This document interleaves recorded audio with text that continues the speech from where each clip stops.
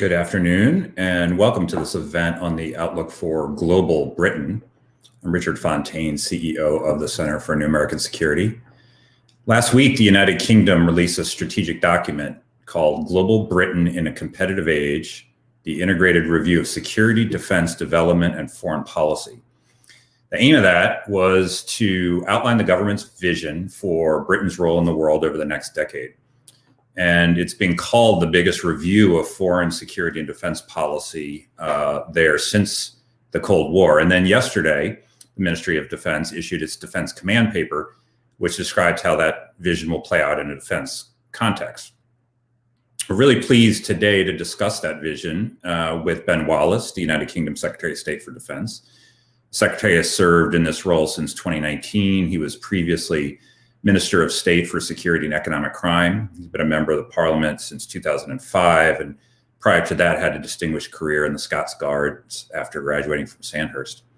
So the Secretary and I will have a discussion about the integrated review and the Defense Command Paper and the vision, and then we'll bring in Andrea Kendall-Taylor, who directs the Center's program on Transatlantic Security, and Stacie Pettyjohn, who now new leader of our defense program, for some comments and questions of their own. Throughout, if you in the audience have questions, submit them in the Q&A box. We'll get to as many as we can. But let me start by welcoming you, Mr. Secretary, to this virtual conversation. Thanks for being here. Thank you, Richard. Hi, and nice to meet you. I think it's safe to say that the integrated review lays out a roadmap of sorts for the UK's post-Brexit future. It talks about shaping the international order of the future, moving from defending the status quo within the post-Cold War international system to shaping the post-COVID order. What is the overall message under here about that vision of moving from a status quo into something that's more dynamic? Well, I think it's, in a sense, it's in the title, being more competitive. It's been quite, being in the European Union was perfectly good for the United Kingdom, but the formation of foreign policy could often be very systematic, very one-dimensional, and if a country wants to have influence around the world, I think it needs to be ambitious in using the whole range of tools that it has at its disposal, whether that is development, whether that's security, whether that's playing to its strengths, and actually crafting a proper strategy and then meaning it and doing something about it. I always think it is interesting that it's one thing to write the checks in an organization, but you also have to proactively want to engage and shape it. And I think if I was to reflect on things like the WHO and a sense that some countries felt they had lost influence in the WHO, the influence doesn't start and stop just with a check. It starts and stops with far more than that. And I think that's the same in furthering British foreign policy and supporting our allies, is that we want to be proactive, more forward-leaning, more forward and present in parts of the world that we might not have been in the past, and applying our use of development and our investments in a more intelligent manner to do so. Britain has stopped asking itself for many decades what its own strengths are. It's sometimes taken for granted strengths that we didn't have. We thought we were good at things, but we turned out not to be as good. But also we were a bit too shy, I think, about some of the things that we do have good strengths. And when I go around the world, what people want from me or from the United Kingdom in my portfolios, whether that was security or whether that is defense, is something we should play to our strengths at and do more of if that is what is required. Sometimes I go to countries where I wish they were asking for something else, but they're asking for what they think we're good at. And if that's the case, we should play to that strength. So I think that's what it's about. And, using language about science, science is part of a superpower program. Collectively, when we get together as individuals and as countries, we can make a real difference with science, and we want to be a full player in that. And we saw that in the COVID vaccine and a rollout. And Britain is, of a country of our scale, one of the most advanced deliveries of vaccines in the world. Over half the male adult population has been vaccinated. We vaccinated 800,000 yesterday or the day before in a single day. The development of AstraZeneca's Oxford vaccine has been a real success, and we think that's really important. That being able to shape and take part in science development with lots of partners around the world is an example of Britain's influence. Yeah, I want to pick up in our conversation on some of the themes that you just laid out, and in the science and the technology aspect of this runs through the entirety of these documents. Let me start with the threats and the sort of geopolitical condition that sort of become the premise for these strategies. So the integrated review describes Russia as, quote, the most acute threat to UK security.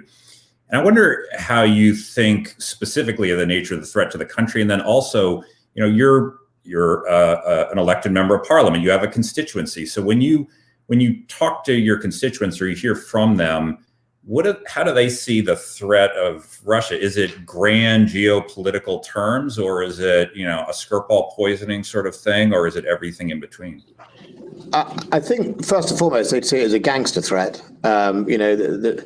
It's not particularly hard in this country to talk to my constituents about Russia after Skripal.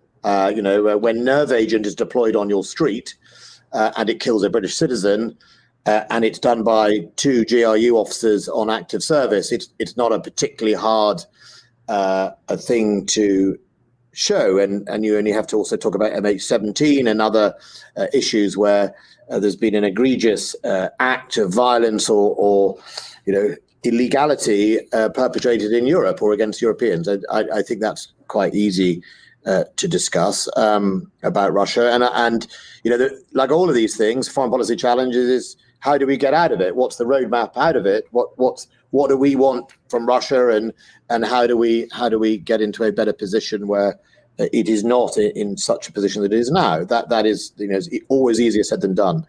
But yeah, I mean, for us, Russia is a threat. Both in conventional forces and in sub-threshold work. We often, alongside the United States, will call out cyber attacks that are carried out by Russian cyber actors. Sometimes they are organized crime actors, or sometimes they are state military or state civil intelligence actors, and we call those out to do that. And I think it's just a sense of below the threshold of armed conflict, there is a real view that some of our adversaries around the world think the rules don't apply.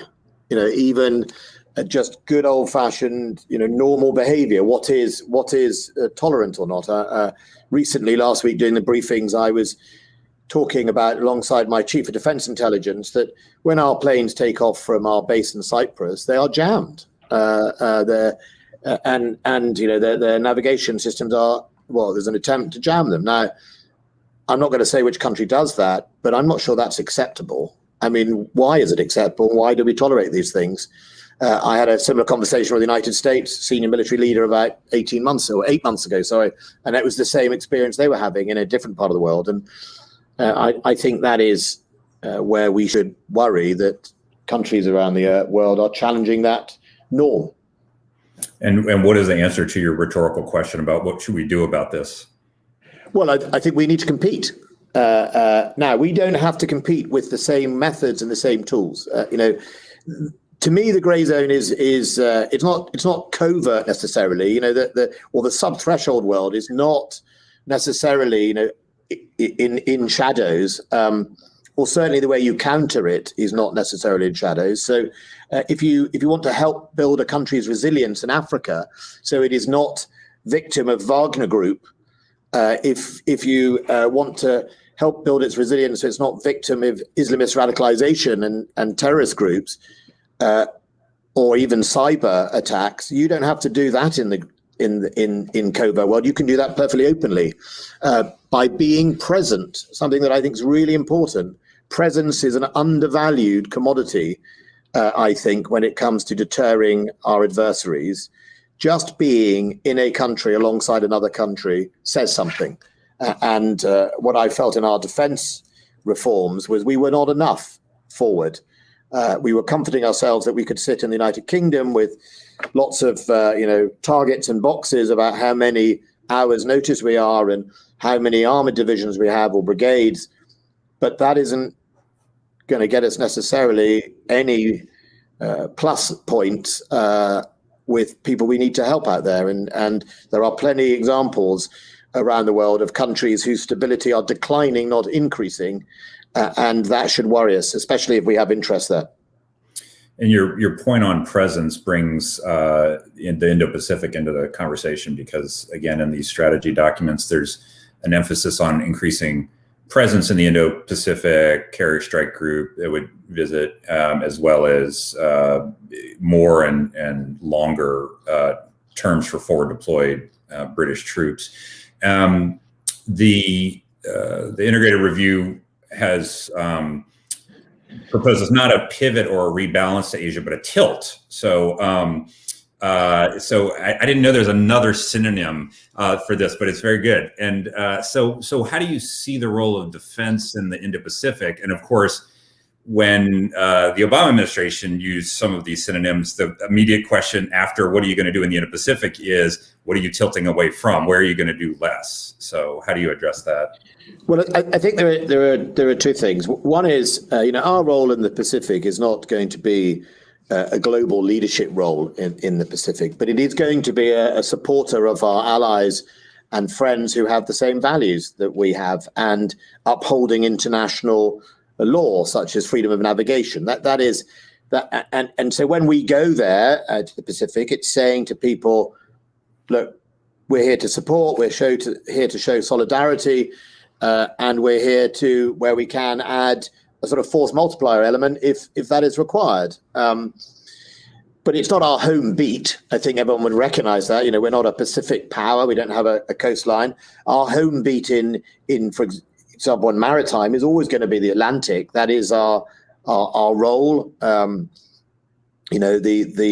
Western approach to Europe, and indeed, as the High North opens up more and more, most of the transit from the High North will go right past the top of the United Kingdom. So I think that's more of our home beat. But our solidarity, our friends that we want to support are in the Pacific, and currently activity of a state in that part of the world is causing problems and is challenging some of those values. And I think that's just important to go and give moral support to a number of our friends over there.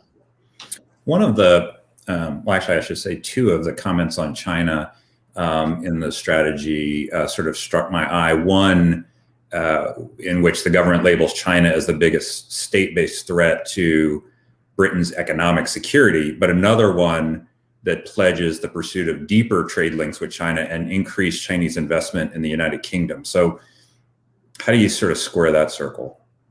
Well, I think you square it by recognizing what's important to your national security and critical infrastructure and protecting that. And, we have seen China in many countries in the West engage in intellectual property theft or indeed espionage of our security. And indeed, we've seen them obviously trying to buy companies that have a security benefit, and you can perfectly protect those through legislation and methods to make sure, actually agnostic of whether it's China, that any country can't necessarily buy their way into a secure program or buy the IP out of your country. Actually, that's not targeted at any one country. That's something that in this day and age we should be cautious of, and we needed to give ourselves more powers to do that in that element. And it is perfectly possible to trade with China. We trade with lots of countries around the world where we don't share the same values. Trade gives us and our friends and allies leverage. I mean, the one thing that is not going to happen, and it would be totally wrong for us to expect it to happen, China's not going to go backwards. I mean, and that's not what we want to we don't want that. We're not there to campaign for that. China is here to stay in a growing, economically successful model. It is growing military power. And I think what we would like to, as we do say to China, the values that we uphold are worth upholding. And if you want to be a leader in the international community, then the international rules-based system is where you should be doing it. And it's really about behavior, and that old phrase, fair play, is, I think. So I think it's perfectly able to trade with China in lots of areas, while at the same time taking steps to protect your security interests. It's the same, I'd say, about any country. Mm-hmm. Let me pull in a question from the audience about one of the things that's made some news, which is the reduction in the size of the Army. The question, and I will amend this because I don't want you to react to the number in the question, but the question is, what is the rationale for reduction in overall strength of 10,000 personnel? And how is that decision being received by the United States and other allies? The reason why I'll amend that is because my understanding is it's not 10,000 personnel. It was reported that way. I read your comments on the floor of the Commons and some other things, and I guess it'll go from 76,500 to 72,500 or something like that over a number of years. But maybe you can answer the overall question. What's the rationale for the reduction, and how the decision's being received? Okay, so with our reserves, which are different reserves from when I served, they're much more specialist, more capable, and better trained. We'll still be over 100,000 overall. I think the rationale is two things.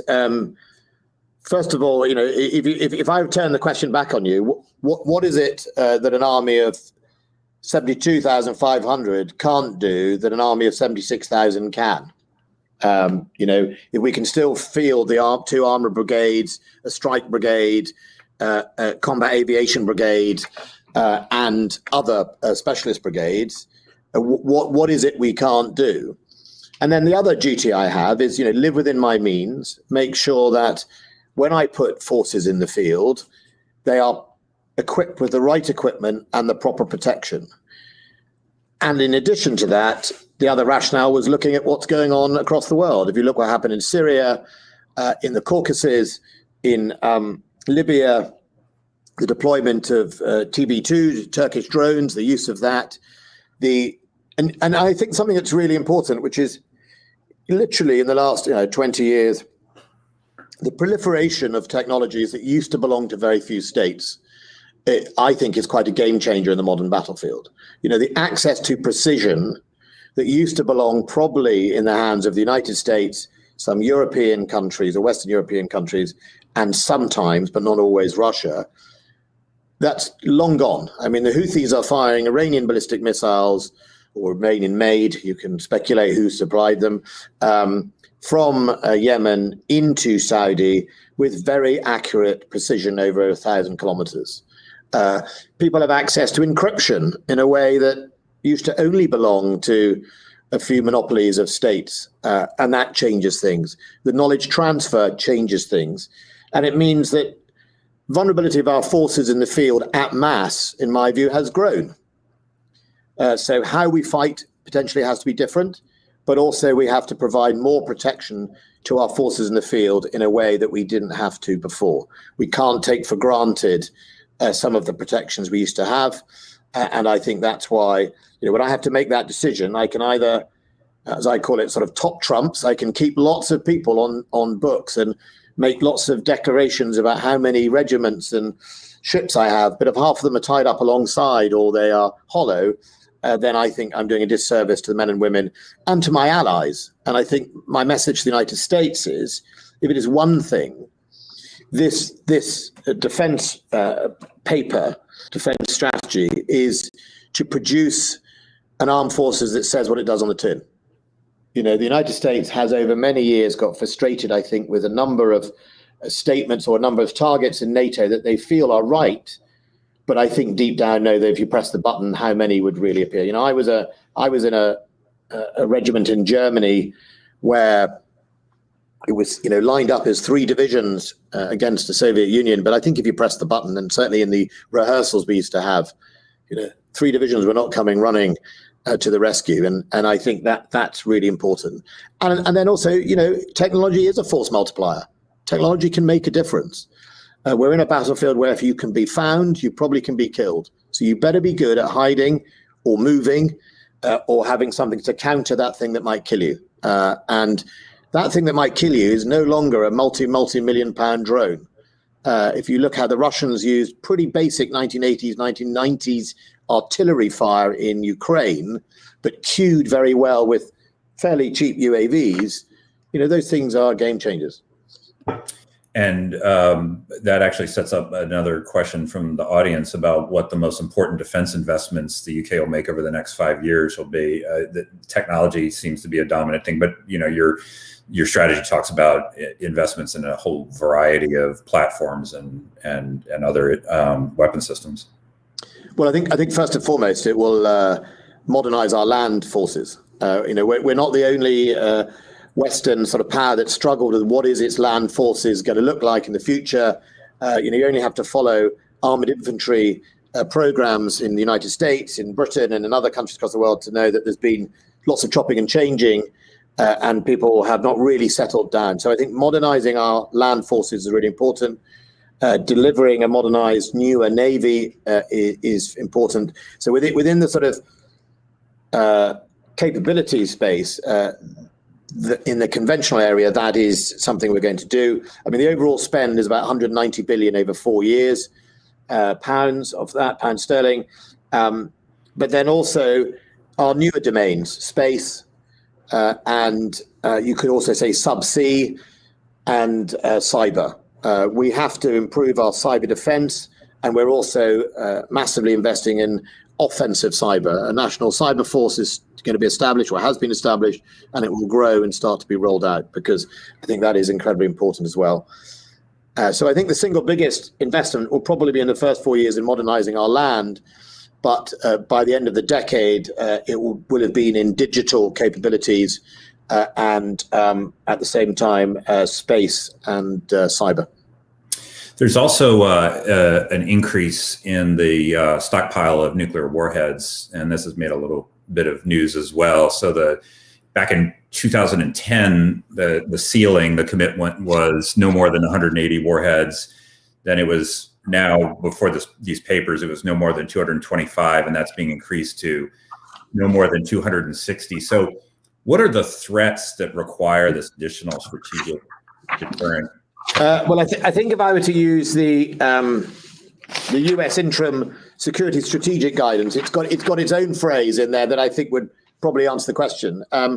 They say that they want to take steps to reduce the role of nuclear weapons in national security strategy, which is we do too, but while ensuring our strategic deterrent remains safe, secure, and effective, and that our extended deterrence commits to our allies to remain strong and credible. So effective and credible is the two reasons that is why we had to increase that stockpile for available warheads. If you're going to believe in having a nuclear deterrent, it needs to be credible. Otherwise, it's just an exercise in probably spending money.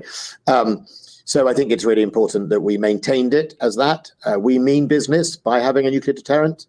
And we are still the smallest stockpile of any of the main declared nuclear countries. France has reportedly over 300, and then the United States and Russia are in the thousands. So it's, putting it in context, but it keeps for us a credible deterrent, and that's why we did it. Let me take another question from the audience here. And one thing that doesn't appear overly much in the various documents is the term European Union. The question is, how do you see the future of cooperation on foreign security policy with the EU going forward? I think quite well. I mean, only yesterday, I think there was a joint, Europe, I think Britain and the United States did a joint announcement on sanctions against people linked to the persecution of the Uyghur. More often than not, we find ourselves in lockstep with Europe and the US on a number of these issues, but also on defense. The security of Europe, as opposed to the European Union, is incredibly important to Britain and will continue to be so. Defense is not part of the European Union. While there are clear people who would like it to be, it isn't. And so we work incredibly collaboratively, both at bilateral and multilateral with Europe, and that will continue to do so. But no, we're not in the European Union. And if we had been, and even when we were, we resisted the Union's attempt to grow into defence areas. It is still the sovereign preserve of states.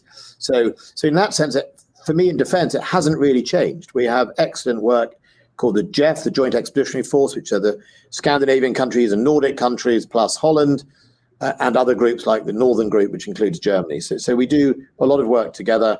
And sometimes we're ahead of the game. In Ukraine, Britain is very strong in helping partner Ukraine alongside Canada, funnily enough, and the United States in making sure that Russian aggression into its country is resisted and we don't forget it. And obviously the United States and the UK both have a very strong interest in having a NATO that is as cohesive and strong as possible. Should we worry about this strategic autonomy notion? Of Europe? Yeah, of Europe. Yeah, the European strategic autonomy that would, these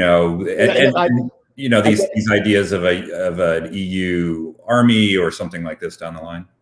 Well, you could have all of those. You could certainly have a European army, but if they wanted to have one, and that they're not mutually exclusive, being a member of NATO, so to speak. But I think for us, and I think for many of the European countries I speak to, NATO is their cornerstone of defence. And there has been, it's an old story, the European army and the European desire to have more integration. It doesn't come about as much as the sort of evangelical champions of it. And I think it would be an unwise thing to do to try and develop a competitive strategic alliance on defence to NATO. I don't think it would work. And I don't think, I'm off that phrase, if it ain't broke, don't fix it. And it ain't broke. When I was an undergraduate at Oxford for 1 year, I remember writing papers on what an EU army and military and strategically distinct Europe would mean for NATO. And of course, it's been a long time since I was an undergraduate, and it doesn't actually seem any closer today than it was when I was 19 or so. So I guess we'll worry about that if and when it actually materializes. Let me go to another question here. We've got, so this is from Luke. What are the big differences between the UK and China now, since your former colleague David Cameron welcomed Xi Jinping on a state visit in 2015? I think it's a realistic relationship. Look, China and Britain trade a lot. China invests in the United Kingdom. We trade hugely with China. So that in that sense hasn't changed. China has a lot to offer the world. I mean, it's not a pariah state or anything like that. China is a major power in the world. I think what has changed is probably that, we have realized that we had been vulnerable to things like intellectual property theft and security.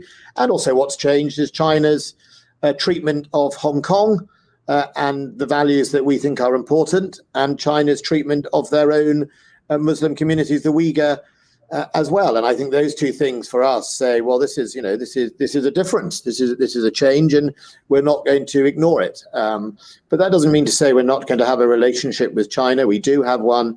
And we are realistic and pragmatic about the future.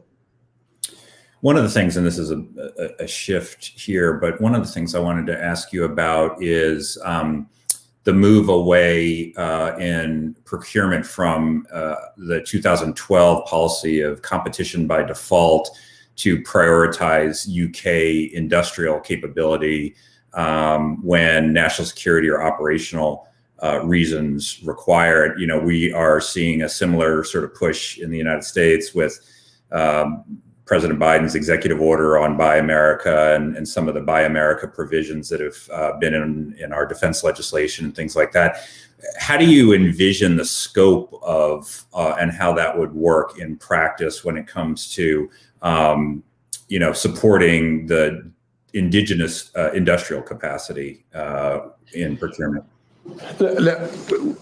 We're not abandoning international competition and buying from around the world. I want my men and women of the armed forces to have the best equipment they can have to keep them safe. But I also know that in our industries, if they don't have a pipeline and a revenue stream, that it is very hard for them to be maintained. And so there is a way through this rather than just buy British or a free-for-all. And that way is, I think, to identify key strategic capabilities that we need to retain, but also construct competitions that allow both international partners and domestic partners to come into a solution.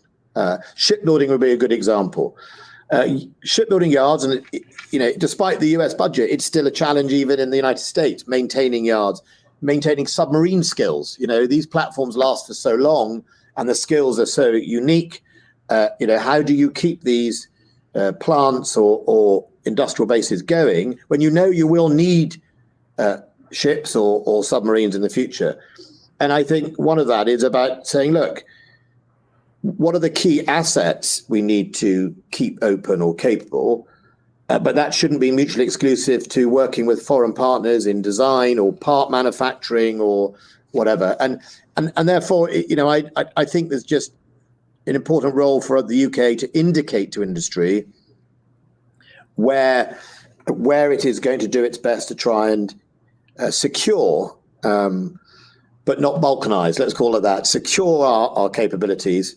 And if that means we work in partnership with foreign countries to do so, then I'm open to that. What I don't want to do is wholesale export it if it is here at the moment. And I think that's the reality of it, a bit of partnership. But it's not going to be buy British or Britain first, and it's not going to be a free-for-all in some areas. But in other areas, we will do what we do. And when I look at big contracts, I ask myself, is it battle winning? That's the first question.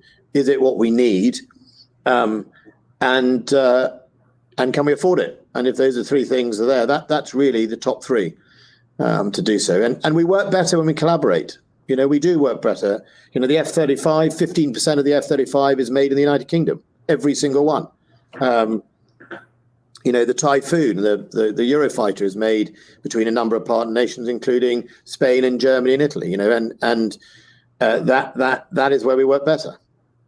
There's a question specifically in the audience specifically on F-35. So the question is, we know the UK, this is from Aaron, we know the UK is locked into 48 F-35Bs. The review says it'll buy more.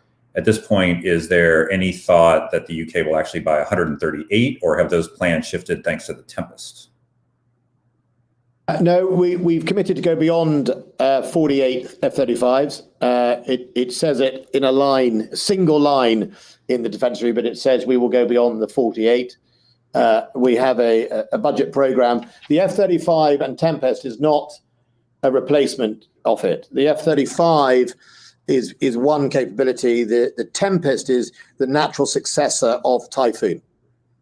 So it's not the same place. But unlike Typhoon, it wouldn't be a like for like. We're in that space between, is it manned, unmanned, is it a mixture of both? And it'll be a sixth generation fighter. Depending on how we define sixth generation, but that's the thing. So they're not separate from each other. Okay, great. In just a moment, I want to add to the conversation Andrea, Kendall-Taylor, and Stacie Pettyjohn, so they can come in just a moment.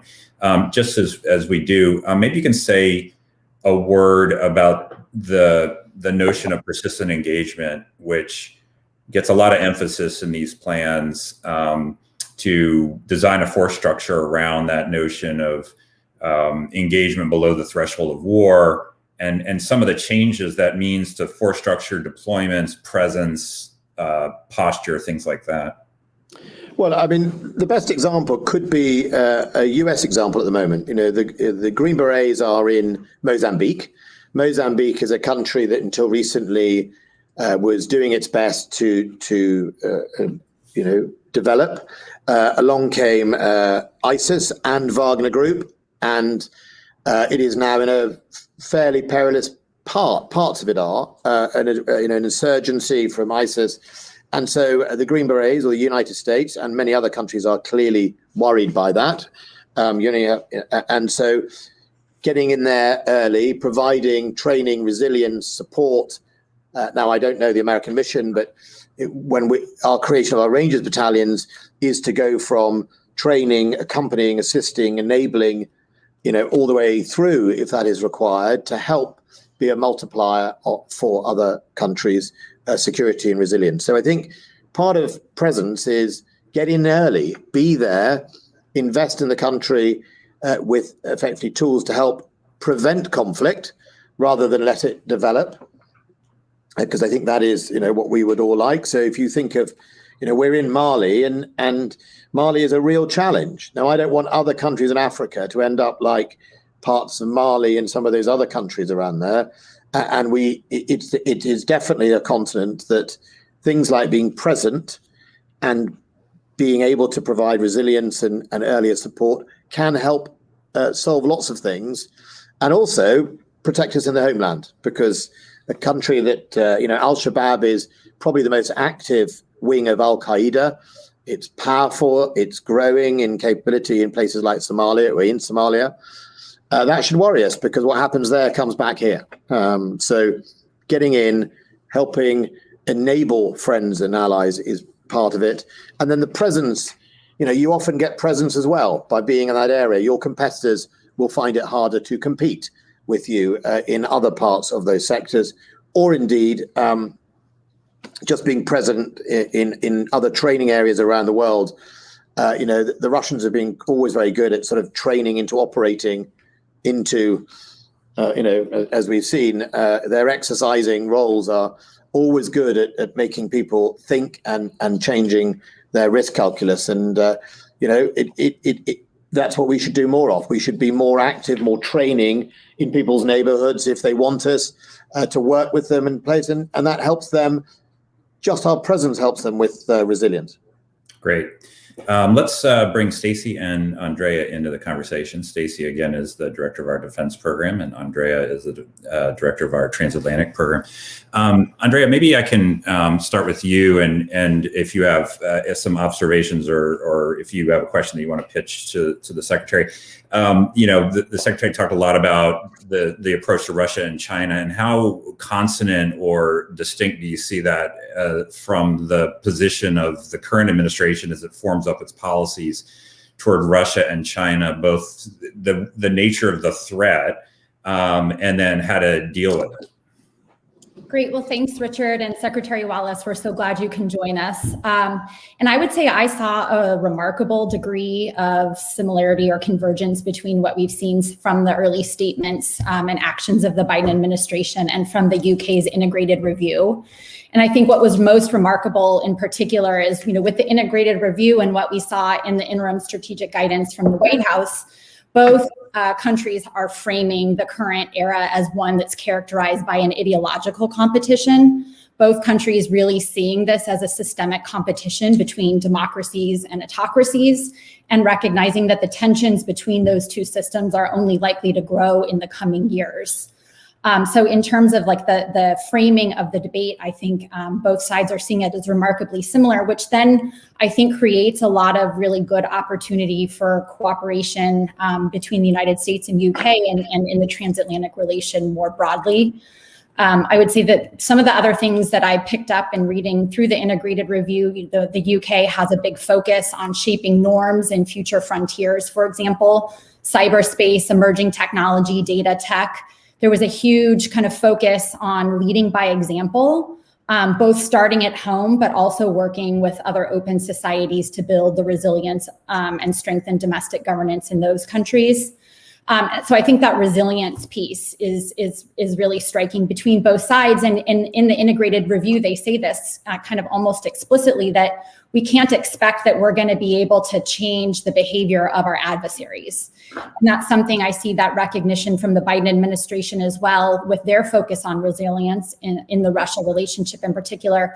Putin's been there for 20 years. He's unlikely to change. And so there is a very clear-eyed recognition then that resilience at home, in order to at least mitigate the tactics that our adversaries are using, is going to be really important. So it does, in my mind, just reading at this and looking at it in terms of the way that the competition is framed, And in some of the areas that are called out, there's a lot there to build on cooperation. So the resilience piece, the UK integrated review had a hefty focus on anti-corruption and combating organized crime. I think that's something that the Biden administration is really serious about. The cyber piece in particular in the United States on the back of solar winds, I think this is something they're really going to be looking to the UK and European partners to move forward on. And obviously the focus in the UK on space, especially in the US-Russia relationship and strategic stability, looking at cyber and on space as a future area for engagement in that front. So I guess bottom line is I think there was really a lot of overlap on both sides, which does point to a lot of promising areas for cooperation on both Russia and China. Great. Stacie, let me turn to you. There's a lot in the new British plans in terms of presence in the Indo-Pacific, and I think the Secretary was pretty clear that what they mean by that is not the dominant regional power, but more distributed presence than before.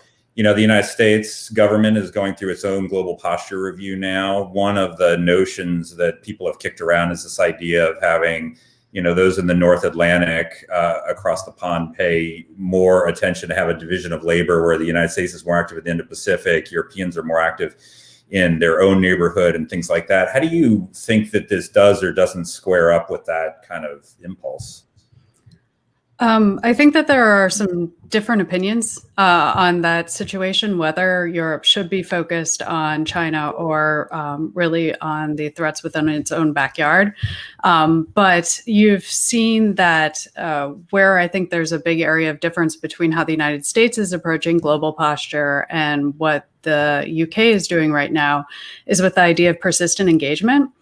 The last National Defense Strategy, at least, emphasized preparation for warfighting and preserving readiness, and was thinking of reducing global presence in favor of unpredictable and periodic presence overseas.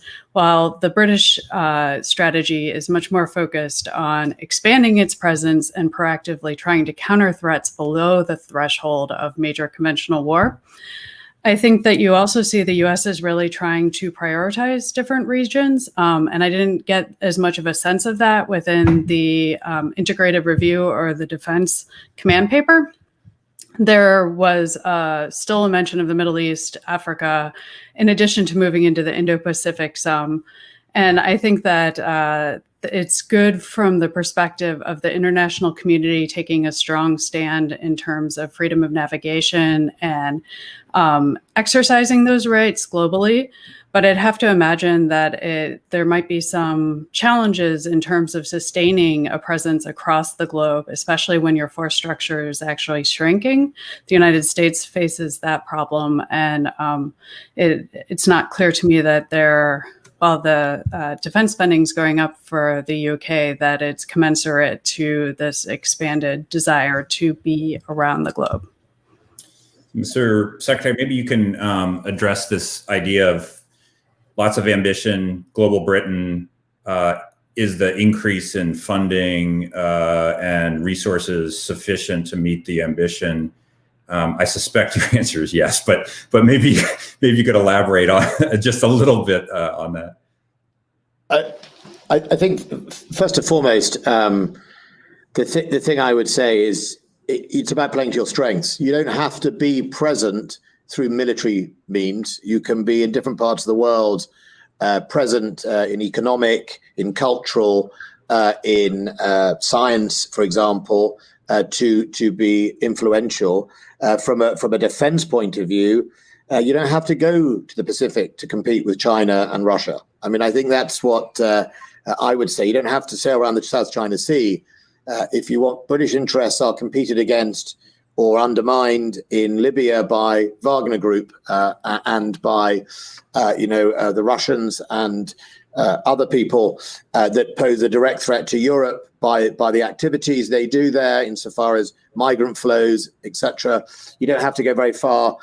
You have to really only go as far as Africa to see China compete in business and commerce and indeed other areas with the United Kingdom and their interests. So I think first and foremost, China is a global power, so China will compete on our values all over the world, and it doesn't have to do so in its backyard or their backyard. So I think that's the first thing. I think the persistent present is important to us, but it will be focused. I think that's the other thing. We will go where we feel A, we're wanted, B, that we have a multiplier effect, C, also where there is often a sort of mutual benefit. There are many countries where there are British tourists, British expatriates, British money and investments that are targeted directly by terrorists, for example. And so in Kenya, we work very closely with the Kenyans on both. We run the joint counter IED school, and now Kenya and Britain train other African countries there in counter IEDs. We do training together for their deployments to Somalia. And of course, there's an active Al-Shabaab in Kenya. So that would be a perfect example of our presence, not in the thousands, but in basically the software in our heads, our knowledge and our specialties is a force multiplier and benefits both of us. So I think we're not planning to have bases of large scales all around the world, but we are planning to be more intelligent in how we apply our forward presence, but being there for longer and more busy while we are there in those places. I think that is for sure. We'll do that. And lastly, on the sort of sub-threshold work, having been the former security minister, and fortunately in the UK, the structures of our legal authorities mean that we can jumble everyone up from the tax office to the intelligence services to the serious organized crime police, literally all into one room, and just set about a problem. And in our counterterrorism strategy, which is called Contest, we have everyone from the Department of Health and Department of Education sitting alongside, in some cases, our security services and our police, because we recognize you have to tackle radicalization all the way through to the capture and the pursuing of people who are trying to do you bad. And we do that both abroad and at home by working in partners. I went to Mombasa, where we had jointly funded a counter-radicalization program for young Muslims in that city where they were being preyed upon by Al-Shabaab. That's the sort of thing that when you really work together, and the word that hasn't really been brought up is the word integrated. That's our key here, is that integration is a great force multiplier. And when I was security minister and I would regularly visit the United States, what struck me was how much harder in the American system it sometimes was integrate. And so the solution to that, because you have the budgets, was to duplicate.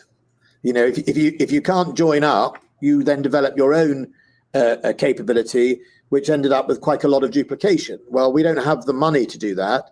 So our integration forces us to work, and I think we get a good bang for a buck as a result. There's a question from the audience from Roderick that actually tails nicely with what you were talking about in terms of home threats and so forth. And the question is, what do you believe is the greatest domestic threat that the UK currently faces? A proper organized crime and dirty money drives huge amount of corruption in the world. It undermines our ability to trade within rules. It inevitably has a knock-on of corrupting people in your own system if it gets out of control. It also drives violence and everything else on your streets. And organized crime now has access to communications and knowledge transfer, and in some cases encryption, that means that they are global traders and global players in a way that they never used to be. So, for example, if you were going to go and order a huge amount of drugs from Central America, in the old days, somebody had to go on a plane and do it. And in that process, they could be caught. They had to probably move cash. Well, they can probably do it all from their living room now. They can order it, probably communicate pretty securely, use middlemen and distributors, and then transfer vast sums of money very quickly around the world in seconds. And I think organized crime has a real ability to undermine the values that we're trying to project around the world and weaken us. And come right back to people's living rooms at home. Organized cybercrime really does cause damage to lots and lots of people, lots of, people of my parents' generation, people who are defrauded. The growth of fraud is huge in our countries, certainly in the United States and Britain, where online trading and currently the financial system does quite a lot of writing off the money, so we don't really feel it. But, we have, I can't remember the figures from when I was security minister, but I think it was roughly £500 million a year of card not present crime, where people were using accreditation. Well, that's £500 million that's going into organised crime. I mean, it's not going into a charity, and so they fuel themselves to get bigger and bigger. And I think organised crime is a domestic threat to open liberal countries who use the internet and everything else, and it's growing, and then brings with it some pretty unpleasant people. Andrea, let me bring you into this. Corruption and kleptocracy. I'm tempted to say it's your thing, but that would sound wrong. It's your thing from a research perspective, not from an activities perspective. But I know that you've been thinking about, and I think the administration has been thinking about sort of a global anti-corruption push and things like that. So let me just bring you in on this. Yeah, I mean, in the kind of brief remarks I gave before, highlighted anti-corruption as I think an area where there's a lot of potential for engagement between the United States, the UK, and also Europe. And we've seen with the Biden administration, they've created a democracy coordinator at the NSC, and there's been quite a lot of discussion about corruption, anti-kleptocracy as a national security issue. So this is things that this administration views not just as a nice to have for democracy, but really, as the secretary just outlined, a threat to our national security and the national security of our allies and partners. And so this is something that I think we will see elevated in the Biden administration's agenda. And as the secretary was saying, it's not just something that undermines values of democracies and makes us a less compelling example for other democracies to emulate. There is the power of example that is really important, that I know in the integrated review, they focused on that, obviously something that the Biden administration is really focused on. But it's also a really critical tool in blunting and mitigating Russian and Chinese influence beyond their borders. So we know that Russia and China both weaponize corruption, take advantage and try to co-opt elites and governments in order to expand their own influence. And so as we think about taking on Russia and China, obviously they represent two distinct challenges. And in many ways, we will have to calibrate our approaches to meeting these discrete and very different challenges. But there are also these 2-for-1 kind of activities that I've thought about in competing with both Russia and China. Things that the United States, its allies and partners can do to create headwinds and that are effective in pushing back against both of them. So just to flag, and I think to say that I think we will see more transatlantic efforts to coordinate and cooperate on this particular issue. Great. I know Stacie has a question she wants to pitch, and then I'll ask a final question, and we'll let everybody get back to the people's work. So Stacie. Thanks, Richard. My question has to do with one of the challenges of modernizing while also retaining and preserving interoperability with allies. This is something that the U.S. has faced and is sort of grappling with. The integrated review places a lot of emphasis on new technologies and a new digital backbone, integrating forces across the different domains. A lot of this ends up meaning that you have to buy new capabilities, new communications technologies that not all of your allies and partners might have. At the same time, you're emphasizing your commitment to NATO and the importance of the alliance. Is there a way that you're thinking about how you manage this tension of improving the British forces' capability while at the same time maintaining your interoperability with key allies? Yeah, well, first and foremost, obviously NATO's sort of role and standard setting is really important, and Britain's been quite at the forefront in NATO to make sure we drive a common standard or an ability that continues to make sure that it stays one step ahead of our adversaries. But I won't pretend it is an easy answer. From a British point of view, it's a sort of question we ask ourselves every time America makes a step. because you're, and we're asking that of ourselves. Imagine what smaller military powers or less developed must be thinking. And I think that is as much a question for the United States as it is for us, which is, if you want to collaborate and become a force multiplier and become partners, you do have to allow people to do that with you. So I think that's the work we're going to be doing. I mean, the work on the digital spine and the backbone is really important. I think it's also about cyber security of your own systems, preserving and making very, very secure what is top secret and what is secret, and then how much risk are you want to take with other systems lower down the data network. But also, I think we have to be more partnering or collaborative, and not just with the United States, because if we're going to deliver resilience, in other words, if one type of network or capability goes down, we can't have a single point of failure. So we're going to have concurrency or alternatives, and in doing that, that means we're going to have more and more partnerships in that space. But it's not going to be easy, but it is vital to do it. Last question, Mr. Secretary. So the Biden administration, president has a big imminent decision to make on Afghanistan and the U.S. presence there. This is obviously an allied question, not just one of the United States and Afghanistan. Any advice for the administration as it thinks its way through this? Well, it was a NATO deployment. NATO went in together, and we want to leave together. We went in for a purpose, which was both response and solidarity of the US after 9/11, but also that the Taliban, had harbored Al-Qaeda, and what they were doing to women and other things was unacceptable alongside their Al-Qaeda support. And we've all spent a lot of treasure and a lot of blood in defending the efforts to rebuild and develop Afghanistan. And I went to see my military academy, the Sandhurst, passing out their last exercise before they pass out next week.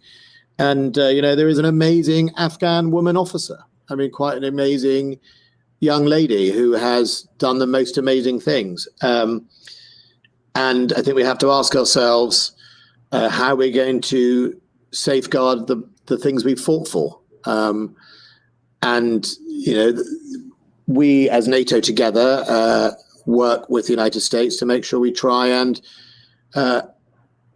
we don't throw those things away. But I think, I spoke to my counterpart and in the US Defense Sec, and I think we all understand what we're trying to achieve. And we think the conditions that the Taliban must fulfill have to be real, and they have to stick by them. And it has to recognize that there should be some form of power sharing. Otherwise, I suspect, this is a personal prediction, but if we don't bank really the advances we've made, those problems that have beset Afghanistan as a regional destabilizer over hundreds of years, and a Brit knows more about that than most, will just come back in a few more years. All right. Secretary of Defense Ben Wallace, thank you for joining us, for discussing these strategies with us. It's been great to have you. Look forward to having you back, virtually or otherwise, at CNAS. Stacie and Andrea, thank you as well, and thanks to everybody who tuned in to watch this, and more to come. So thanks very much. Good. Bye-bye. Thank you very much. Thanks.